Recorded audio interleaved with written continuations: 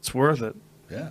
I just want to feel the intravenous stuff. I want to feel what Boss Root was talking about. The lightning bolts coming off my fingers. He's a little dramatic. Yeah, well, he's definitely dramatic. I wouldn't say that to his face. I wouldn't either. I would with a smile only. Yeah, right. But yeah, he's when you treated him, he was going through some pretty significant issues with his neck. Yeah.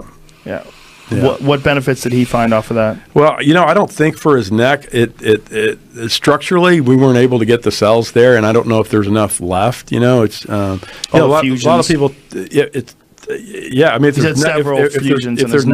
there's nothing structurally to do anything, but a lot of people talk about hair loss, and these cells work for hair loss, and yeah, they do a pretty good job, but you can't grow grass on concrete, right. And you can't stimulate a nerve to regrow. There's not even a thread left. So right. he didn't get. I don't believe he got any benefit from his accident problem, but the metabolic benefits were fantastic for him, and energy wise and things like that. Yeah, one of his issues is that he has some atrophy on one of his arms because his nerves in his neck were being pinched and for a long time, and he didn't address it quick enough, and it got to the point where his arm was shrinking.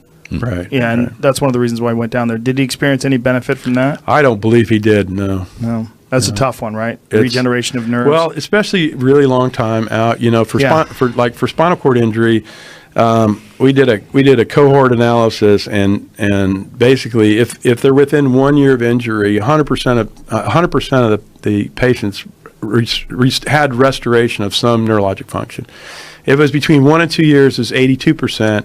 If it was after 2 years, it was 50%.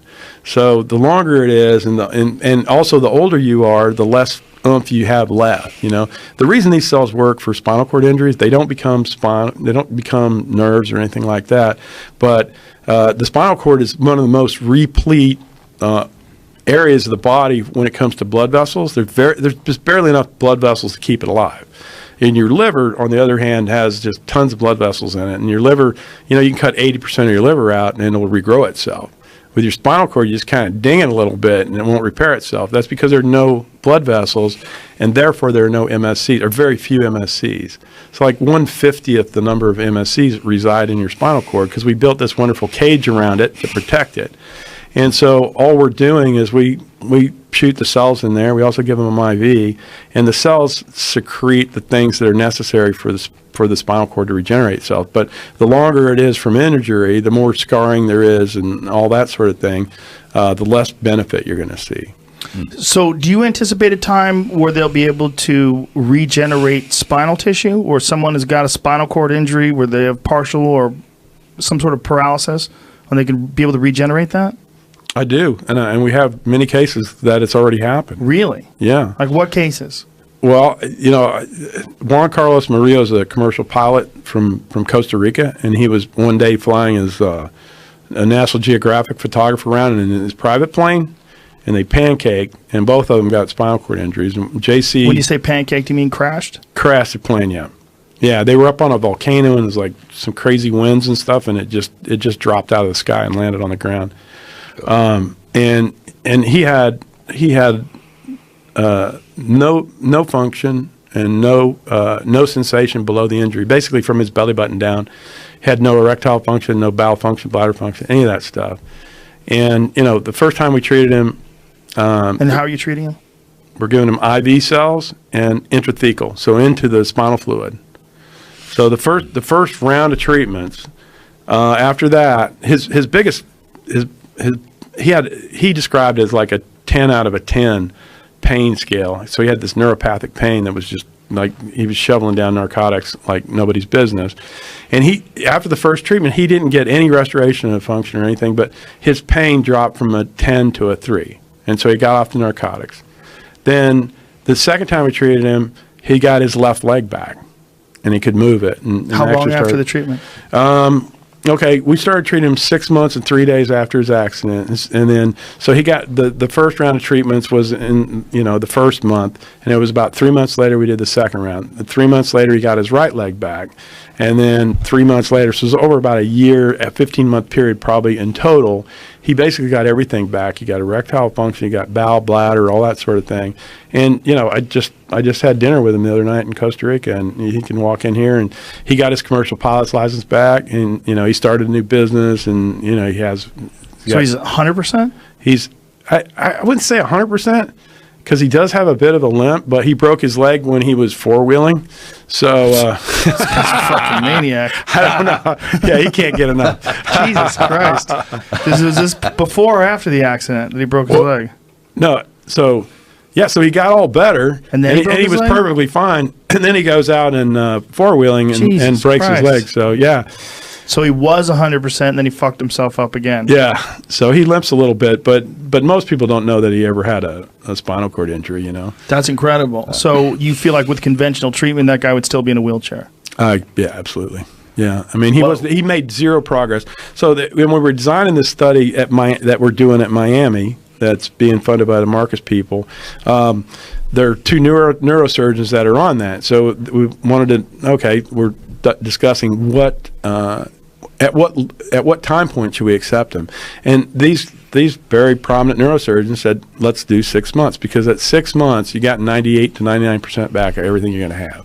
So let's do patients or subjects that are from 6 months to 2 years, and so those are the inclusion criteria. That's the timing that we're going to do for the study at Miami. This is phenomenal. So is that study published online? Is there anything or this case rather published online? That case is published online. Yeah, absolutely. It's referenced in my book. It's which book? on. You have two books here. Yeah, well, it's referenced in both books, but in the spinal cord chapter. So stem cell therapy, rising tide is the one that it's written for the layperson.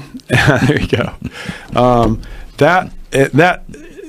So it's referenced in there, and the whole story about Juan Carlos and his his journey and how he got started and everything's in there, as well as a reference to the published article that's in a scientific journal about his case. And then MSC is the one that you read if you want to go to sleep or if you're a super nerd. Exactly. All right. Exactly. And cellmedicine.com. That's the website. Yep. CELLmedicine.com. Well, listen, man, this is fantastic stuff, and I mean, I'm very intrigued.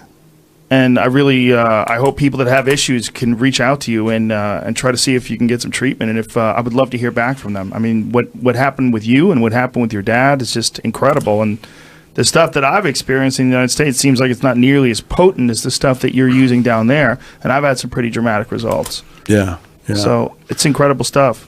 Cool. TJ Dillashaw says hi. Oh, you know TJ? Yeah, he came down there and did he? Yeah, he came down there like 3 months before the last fight, and he got his belt back. He's really happy. What did he have done? He told me I can tell you everything. He got IVs and he got his shoulder done because his shoulder was really bothering him. So that was it. And then he went down to Panama to get all that done. Yep. How'd you find out about him, or how did he find out rather about you? Frankly, I don't know. Maybe Boz or somebody else in that. We've had a few MMA guys, and I asked him, and Boz and he both said that it's okay to talk about him going down there. Yeah. Yeah. Well, listen, man, it was a real treat, real pleasure. I'm so fascinated about this stuff because of my own personal experience with the limited amount of stem cell treatments that I've gotten, but I've had great results. I had a knee injury that was bothering me forever. I don't feel it at all anymore.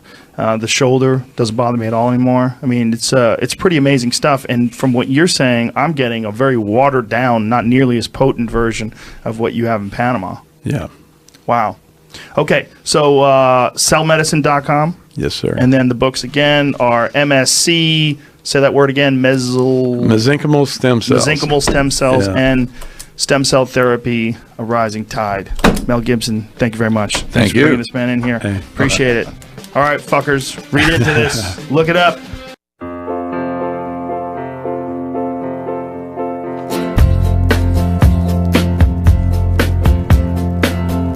It's funny, you're in my thought.